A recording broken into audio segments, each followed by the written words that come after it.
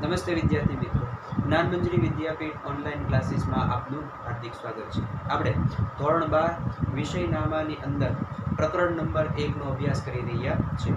આ પ્રકરણની અંદર છેલ્લા લેક્ચરની અંદર પહેલા 3 ઉદાહરણ વિશે આપણે અભ્યાસ કર્યો. પહેલા 3 ઉદાહરણના જોઈએ તો એની અંદર એક હતું ઉદાહરણ ઉપાડ પર વ્યાજનું, બીજું ઉદાહરણ હતું કે કમિશન ઉપરથી નફો ગોતવાનો, અને ત્રીજું ઉદાહરણ હતું નફા પરથી કમિશન ગોતવાનું. આ રીતે આપણે 3 રીતનો અભ્યાસ કર્યો હતો.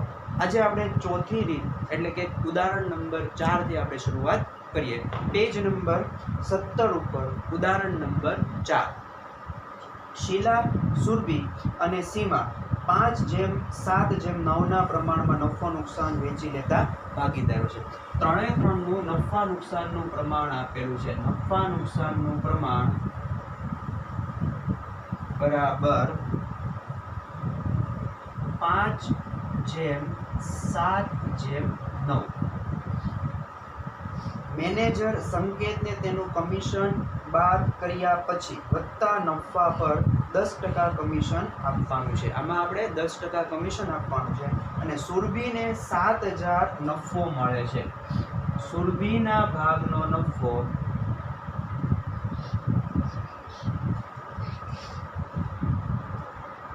7,000. મેનેજર સંકેતના કમિશનની ગણતરી કરો. આમાં આપણે પહેલું આપણે મેળવી લેવાનું છે, એક ગોતવાનું છે કમિશન, અને ત્યારબાદ કમિશન પહેલા નફાની ગણતરી.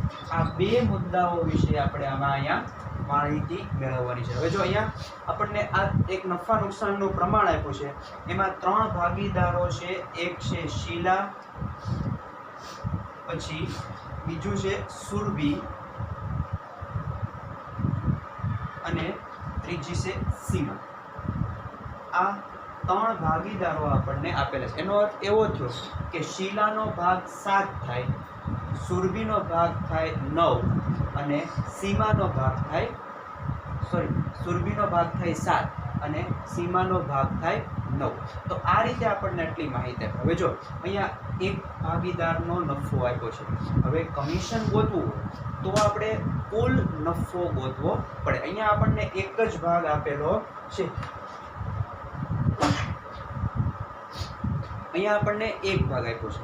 એક ભાગની અંદર કોનો ભાગ આપ્યો છે? સુરભીનો ભાગ. તો આ ભાગના આધારે આપણે કુલ નફો ગોતીશું. તો જો અહીંયા આપણે પહેલા મેળવી લઈએ કુલ નફો.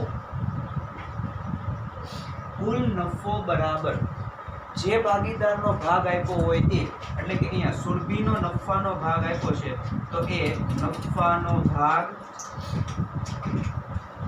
ગુણ્યા કુલ ભાગ, અને એ કુલ નફા નુકસાનનું પ્રમાણ એમ લોકો તો પણ ચાલે. કુલ નફા નુકસાનનું પ્રમાણ ભાગ્યા જે ભાગીદારનો નફો આપ્યો હોય એ ભાગીદારનું નફા નુકસાન પ્રમાણ. એટલે અહીંયા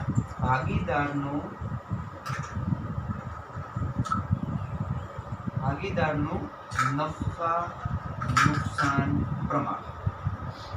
આ રીતે આપણે કરશું એટલે આપણને કુલ નફો મળી. હવે જો અહીંયા નફાનો ભાગ, અહીંયા સુરભીના નફાનો ભાગ કેટલો આપેલો હતો? 7,000. એટલે અહીંયા 7,000 ગુણ્યા કુલ નફા નુકસાનનું પ્રમાણ. હવે જો અહીંયા જુઓ, કુલ નફા નુકસાનનું પ્રમાણ એકનું 5, બીજાનું 7 અને ત્રીજાનું 9. એટલે કુલ ગણશો તો કુલ તમારું પ્રમાણ થશે 21,000.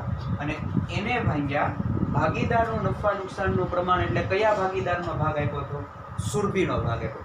સુરભી છે એ બીજો ભાગીદાર છે, તો બીજું પ્રમાણ કેટલું થશે? 7. એટલે અહીંયા ભાગ્યા કેટલા થઈ જશે? 7. તો આ રીતે આપણે જ્યારે કરશું તો આપણને જવાબ મળશે કુલ નફો 21,000. આપણને કુલ નફો મળશે. આ આપણને પહેલા મળી ગયું કુલ નફો. કુલ નફો શું કામ શોધવામાં આવે? તો કે આ કુલ નફામાંથી જ આપણને કમિશન મળે, એટલા માટે આપણે મેળવી લીધું પહેલા કુલ નફો. હવે કુલ નફા ઉપરથી ગોતી લઈએ કમિશન. તો કમિશન માટે આપણે સૂત્ર આપણે જોઈ ગયા કે કમિશન બરાબર કુલ નફો એને ગુણ્યા કમિશનનો દર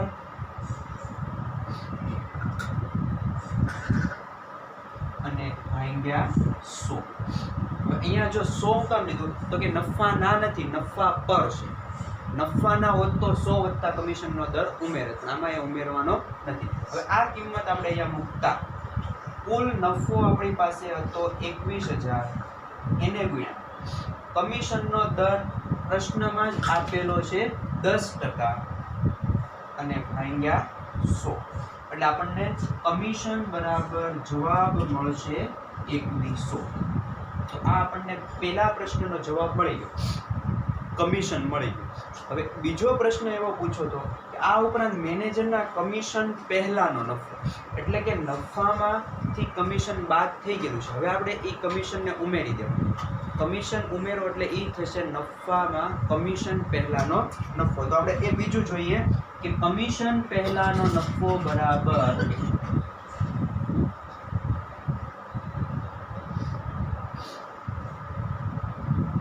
કમિશન પહેલાનો નફો એને બરાબર કુલ નફો, એટલે કુલ નફો 21,000 આપેલો છે વત્તા કમિશન આપણે ગોત્યું હતું. કમિશન કેટલું આવ્યું હતું?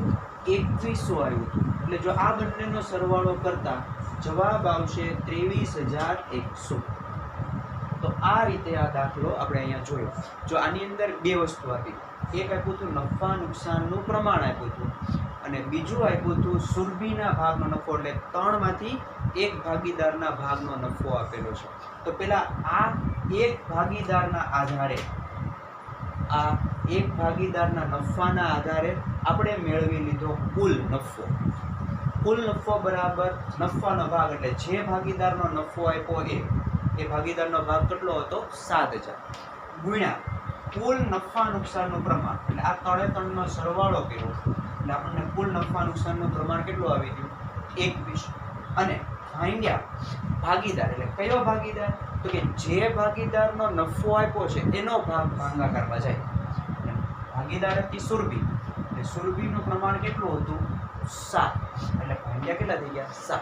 તો એ રીતે આપણે ગણતરી કરતા કુલ નફો આપણને મળશે 21,000 રૂપિયા મેળવો. તો આ 21,000 ગોતવાનું કારણ શું? તો કે કુલ નફો હોય તો જ આપણને કમિશન મળશે. એટલે હવે બીજું ગોતી લીધું આપણે કમિશન. તો કમિશન બરાબર નફો એને ગુણ્યા કમિશનનો દર અને ભાગ્યા કેટલા થઈ જાય? 100. એ ગણતરી કરતા આપણું કમિશન મળશે 2100. એટલે આ પહેલો પ્રશ્ન હતો કે ભાઈ કમિશન કેટલું મેનેજરનું, તો મેનેજરનું કમિશન આપણને મળ્યું અહીંયા 2100 છે, એ આપણે મેનેજરનું કમિશન.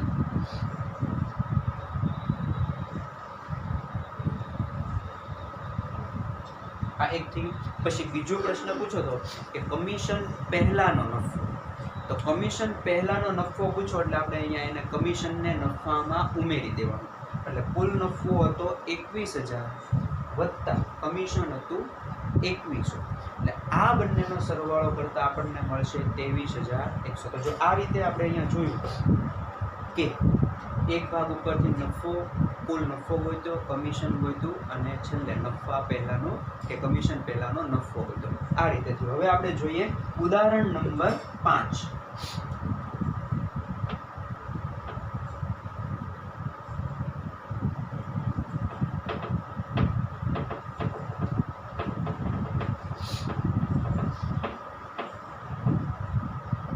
ઉદાહરણ 5 માં જોઈએ તો આપણે રિયા, દિલીપ અને કીર્તન એક ભાગીદારી પેઢીના ભાગીદારો છે. કીર્તનને દિલીપના હિસ્સાનો 5મો ભાગ, જો આ રીતે લખેલું છે કે કીર્તનને દિલીપના હિસ્સાનો 5મો ભાગ, આ રીતે આપ્યું છે. પછી બીજું કીધું રિયાને કીર્તનના હિસ્સાથી બમણો, રિયાને કીર્તનના હિસ્સાથી બમણો ભાગ મળે.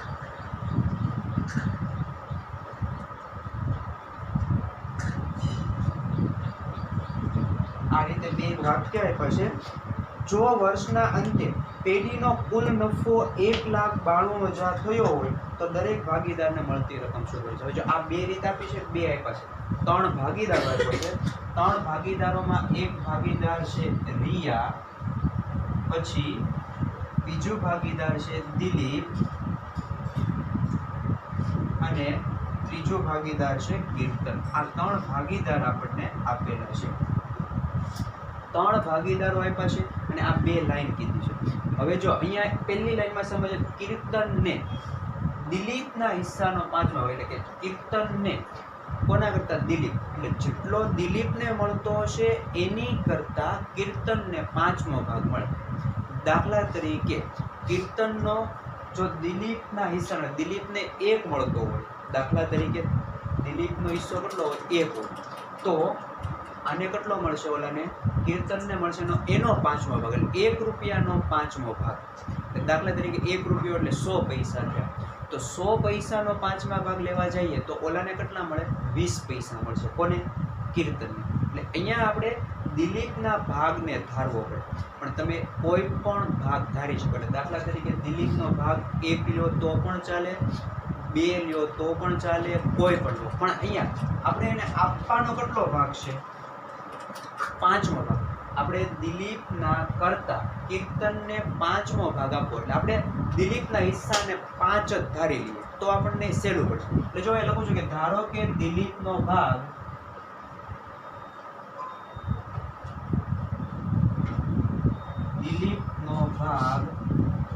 બરાબર 5 હોય. કેટલો હોય? દિલીપનો ભાગ 5 હોય. તો હવે દિલીપ કરતા કીર્તનને કેટલો મળે છે? 5મો ભાગ. 5 ગણાને 5મો ભાગ એટલે એને ભાંગા કાઢે આ રીતે. તો તેથી કીર્તનનો ભાગ બરાબર દિલીપ કરતા 5મો, એટલે દિલીપનો ભાગ હતો 5 અને એનો 5મો ભાગ એટલે 1/5. 5મો ભાગ એટલે 1/5. ગણા હોત ને તો ગુણાકાર થાય, પણ અહીંયા ભાગ કીધો એટલે હવે જો અહીંથી 5 5 ઉડી જાય તો એનો ભાગ કેટલો મળી ગયો? 1 મળી ગયો. હવે અહીંયા જો રિયાને કીર્તનના હિસ્સાથી બમણો, રિયાને કીર્તન કરતા બમણો, તો કીર્તનનો ભાગ અહીંયા કેટલો હતો? 1, તો એનો બમણો કરો એટલે ડબલ થાય. તો અહીંયા તેથી રિયાનો ભાગ બરાબર કીર્તન કરતા બમણો, એટલે કીર્તનનો ભાગ 1 હતો અને એનો બમણો એટલે ગુણ્યા 2, એટલે એનો ભાગ મળી જશે 2. તો જો આપણને આ 3 પ્રમાણ મળ્યા. 3 પ્રમાણ શું મળ્યા? તો કે 5:1:2, મતલબ કે દિલીપનો ભાગ 5, કીર્તનનો ભાગ 1 અને રિયાનો ભાગ કેટલો થઈ ગયો? 2. તો આ રીતે પહેલા આપણે ધારી શકીએ. એક કોઈ પણ વસ્તુ ધારી અને જવાબ મેળવી લેવાનો છે. હવે આપણે કદાચ ઉદાહરણ તરીકે, ચાલો હું અહીંયા 10 ધારી લઉં. મેં દિલીપનો ભાગ કેટલો ધાર્યો? 10. તો 10નો 5મો ભાગ એટલે આ રીતે કરીએ એટલે 10 ગુણ્યા 1/5. એટલે આ અવયવ પાડતા આપણને એનો જવાબ કેટલો મળશે? 2 મળશે. હવે અહીંયા રિયાનો ભાગ કેવો છે? કીર્તન કરતા ડબલ, એટલે કીર્તનનો ભાગ 2 હતો અને એને ડબલ કરો એટલે એના કેટલા મળી જાય? 4. તો જો અહીંયા આપણને આ ભાગ મળ્યો, એટલે એ આ જો કેવી રીતના? તો કે 10:2:4 આ આપણને મળ્યો 10 ધારતા. હવે જો એના અવયવ પાડો એટલે 10 અને 5 દુ 10, 2 એકા 2 અને 4 તો બધું 4. એટલે આ રીતે અવયવ પાડતા છેલ્લે એ જ મળશે. એટલે મતલબ કહેવાનો એ કે તમે કોઈ પણ ધારો, તમારો જવાબ છે એ સરખો જ આવશે, એમાં ફેર નહીં પડે. તમે કોઈ પણ સંખ્યા ધારી શકો છો. આ રીતે પહેલા આપણે આ ધારી લીધું અને આ રીતે આપણે એક થઈ ગયું. હવે આપણને પ્રશ્નની અંદર નફો આપેલો છે કે પેઢીનો કુલ નફો 1,92,000 હોય. આપણને કુલ નફો 1,92,000 આપેલો છે. તો આપણે દરેક ભાગીદારને મળતી રકમ ગોતવાની. મતલબ આ 1,92,000 ને આ પ્રમાણમાં આપણે વેચી દેવાની છે. આપણે ત્રણેયને આ રીતે નફો વેચવાનો છે. તો આપણે જોઈએ, હાલો પેલો આપણે લઈએ. પેલું છે દિલીપ. તો દિલીપના ભાગનો નફો કે દિલીપનો નફો, કુલ નફો છે 1,92,000 ગુણ્યા દિલીપનો ભાગ કેટલો થયો? તો કે દિલીપનો ભાગ 5 અને એને ભાગ્યા કુલ ભાગ એટલે કેટલા થાય? 8. તો તમને દિલીપનો ભાગ મળશે 1,20,000. આ પહેલાનો મળી ગયો.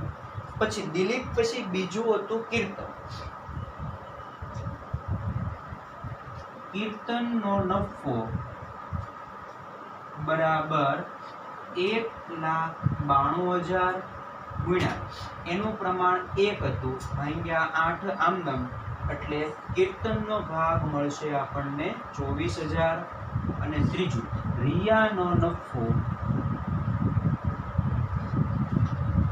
બરાબર 1,92,000 ગુણ્યા રિયાનો ભાગ હતો 2 ભાગ્યા 8, અને એનો જવાબ મળશે આપણને 48,000.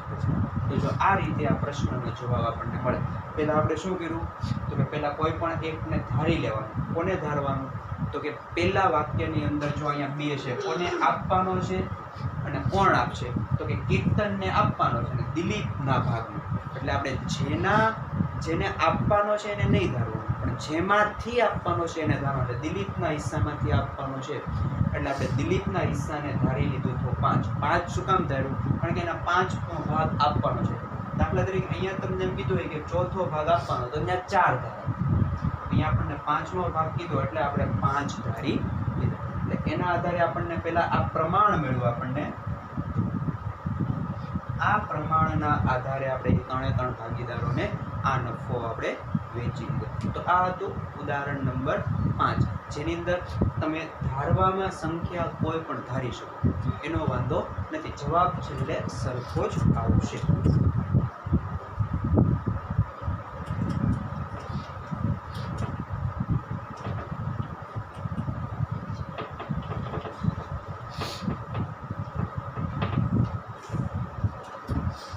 હવે જોઈએ ઉદાહરણ નંબર 6. છઠ્ઠા ઉદાહરણમાં મિલિન, હેમંત અને રસિકની ભાગીદારી પેઢીનો નફો 1,89,000 આપ્યો. નફો આપેલો છે 1,89,000. આ નફો 1:2:4 પ્રમાણમાં વેચવાને બદલે ભૂલથી સરખા પ્રમાણમાં વેચો. એટલે વેચવાનો હતો 1:2:4 પણ ભૂલથી શેમાં વેચાઈ ગયો? સરખે હિસ્સે. મતલબ સરખે હિસ્સે વેચો એ ખોટું પ્રમાણ આપ્યું કે ખોટા પ્રમાણમાં વેચાય. સાચું પ્રમાણ કેવું હતું? તો કે 1:2. એટલે જો અહીંયા લખીએ છીએ કે સાચું પ્રમાણ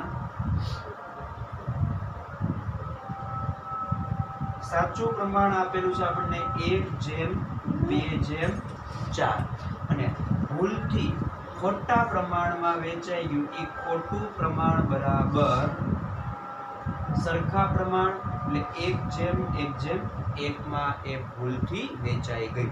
તો પ્રશ્ન પૂછો છે આ ભૂલ સુધારવા મૂડી ખાતે કઈ અસર આપી? મતલબ આપણે મૂડી ખાતે અસર આમનોંધ કઈ રીતે આપશું?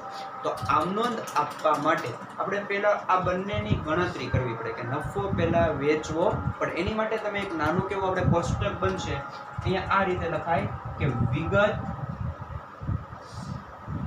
અને અહીંયા 3 ભાગીદારના નામ. એમાં છે મિલિન એટલે અહીંયા M, હેમંત એટલે અહીંયા H અને રસિક એટલે અહીંયા R. આ રીતે આપણે એક કોષ્ટક બનાવશું. આ કોષ્ટકની અંદર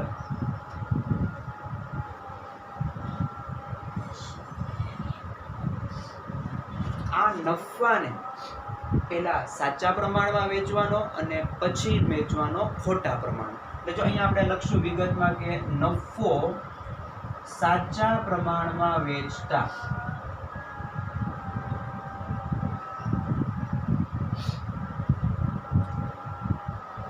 અને સાચું પ્રમાણ આપણું હતું 1:2:4. 2/4. હવે જો કેટલો નફો હતો તો કે 1,89,000.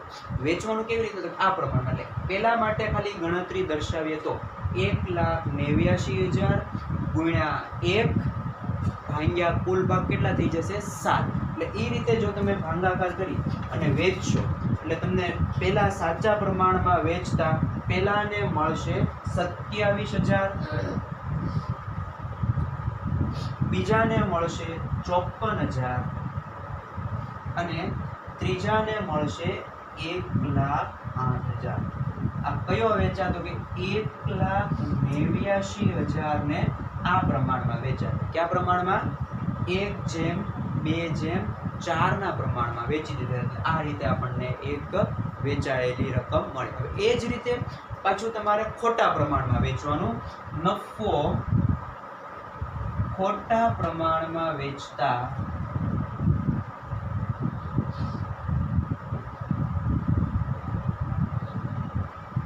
ખોટું પ્રમાણ હતું 1/1/1 અને નફો તો એ જ હતો 1,89,000 જ નફો હતો. હવે આને આપણે સરખા પ્રમાણમાં વેચતા 1/1 એટલે કેવું થયું? સરખા. તો એને ભાગ્યા 3 કરતા આપણને સરખું પ્રમાણ મળશે 63,000 63,000 63,000 ત્રણેયનું મળશે. 63,000 63,000 અને 63,000. આ રીતે આપણને ત્રણેયનો ભાગ મળશે. હવે જો હવે શું કરવાનું તો કે આને બાદ કરી દેવાનું બધાને. 27,000 માંથી કેટલા બાદ થઈ ગયા? 63,000. એટલે 27,000 માંથી જો તમે 63,000 બાદ કરો તો અહીંયા -36,000 જવાબ આવે. 27 માંથી કેટલા ગયા? 63. પછી 54,000 માંથી 63,000 ગયા તો અહીંયા તમારો માઇનસ જવાબ 9,000 આવે અને અહીંયાથી કરશો 1,08,000 માઇનસ 63,000 કરો એટલે અહીંયા જવાબ 45,000 આવે. તો આ રીતે પેલા તફાવત. હવે આનો અર્થ શું થયો કે ભાઈ આને 27,000 નફો આપવાનો હતો પણ એ કેટલો આપી દીધેલો છે? 63,000. મતલબ હવે આની પાસેથી એટલે આ મિલિન પાસેથી પાછા કેટલા લેવા પડશે? મિલિન પાસેથી 36,000 પાછા લેવા પડશે. હેમંત પાસેથી 9,000 પાછા લેવા પડશે અને આને 45,000 આપવા પડશે. એટલે આ બંને પાસેથી લેવા પડશે અને આને આપણે આપવા પડે. એટલે યાદ રાખજો, જેની પાસેથી આપણે પૈસા લેવાના છે એના ખાતે ઉધાર થશે. જેની પાસેથી પૈસા લેવાના છે એના ખાતે ઉધાર થશે અને જેને પૈસા દેવાના છે એના ખાતે થશે જમા. એટલે જો આ બંને પાસેથી લેવાના એટલે એ બંનેના ખાતે શું કરવું પડે? ઉધાર કરવું પડશે. હવે આપણે અસર મૂડી ખાતે અસર એટલે આપણે આમનો. હવે આમનો આ રીતે જો અહીંયા મિલિનના મૂડી ખાતે ઉધાર, મિલિનના મૂડી ખાતે ઉધાર, પછી આના ખાતે આની પાસેથી લેવાના છે એટલે હેમંતના મૂડી ખાતે ઉધાર,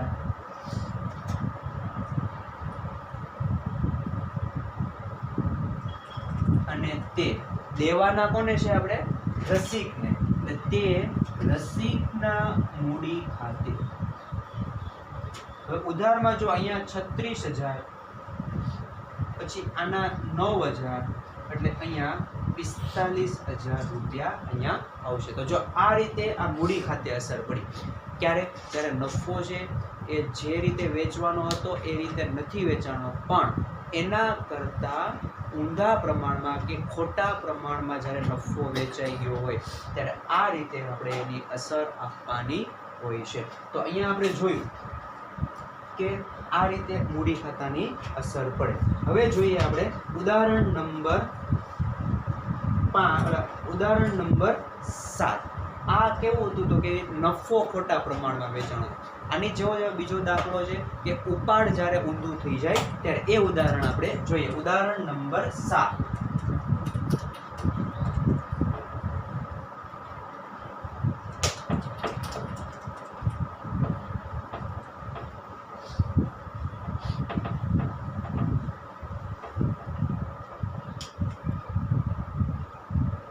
ઉદાહરણ નંબર 7. રામ, લક્ષ્મણ અને સીતા એક પેઢીના ભાગીદારો છે. તારીખ 1/4/2016 રોજ તેમની મૂડી અનુક્રમે 40,000, 30,000 અને 80,000 હતી. એટલે આપણે એનું કોષ્ટક બનાવતા જઈએ કે રામ, લક્ષ્મણ અને રામ, લક્ષ્મણ અને સીતા. હવે અહીંયા આ રીતે કોષ્ટક બનાવશું, વિગત અને ત્રણે ભાગીદારના નામ એટલે રામ, લક્ષ્મણ અને ત્રીજા સીતા. આ રીતે 3 ભાગીદારો છે, એની મૂડી આપેલી છે. મૂડી રામની મૂડી 40,000 આપી છે,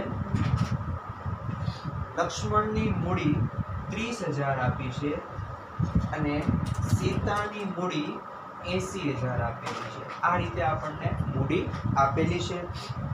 વર્ષના અંતે નફાની વહેંચણી કર્યા પછી માલુમ પડ્યું કે મૂડી પર 12% લેખે વ્યાજ ગણવાનું રહી ગયું છે. એટલે કે વ્યાજ ભાગીદારને મળે એ આપણે શીખી ગયા. મૂડી પર વ્યાજ ભાગીદાર માટે શું થાય? આવક. એટલે એ ગણવાનું જ રહી ગયું છે. તો હવે આપણે એ ગણવાનું કેવી રીતના ગણવાનું? તો કે એમાં 12% આપ્યું છે, તો પહેલા આપણે આના 12% કાઢી નાખીએ. એટલે 12% મૂડી પર વ્યાજ 40,000 ના 12% કાઢો એટલે એ 4800 થાય. પછી 30,000 ના 12% કાઢો એટલે એ થશે 3600 રૂપિયા અને 80,000 ના તમે 12% કાઢશો એટલે એ થશે તમારા 9,600. આ પહેલા આપણે 12% વ્યાજ આપણે આ રીતે વેચી દીધું. હવે આ માલુમ પડ્યું મતલબ આટલું આપવાનું હતું, આપ્યું નથી. એનો અર્થ એવો થઈ ગયો કે અહીંયા નફા નુકસાનનું પ્રમાણ પણ નથી આપ્યું. એટલે એવું માની લો કે અહીંયા જેટલું કુલ વ્યાજ છે ને એને સરખે હિસ્સે વેચવું પડે, કારણ કે નફા નુકસાનનું પ્રમાણ આપ્યું નથી. તો જો અહીંયા આ રીતે કુલ વ્યાજ, આપણું કુલ વ્યાજ એટલે આ 3 નો સરવાળો, એટલે કુલ વ્યાજ આપણે 18,000 જે થયું એ 18,000 સરખા પ્રમાણમાં વેચવાનું.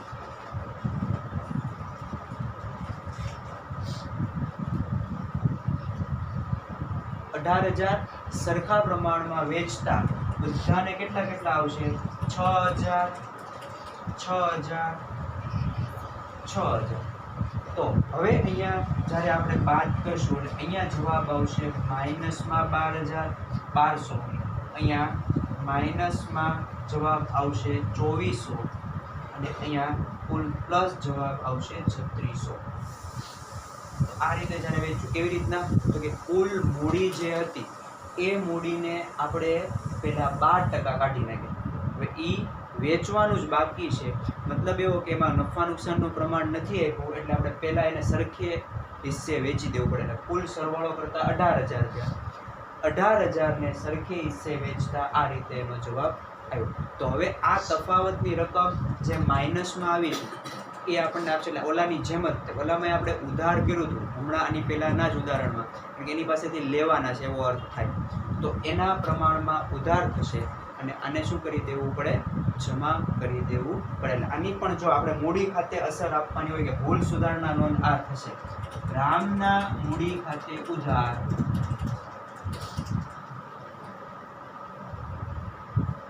લક્ષ્મણના મૂડી ખાતે ઉધાર,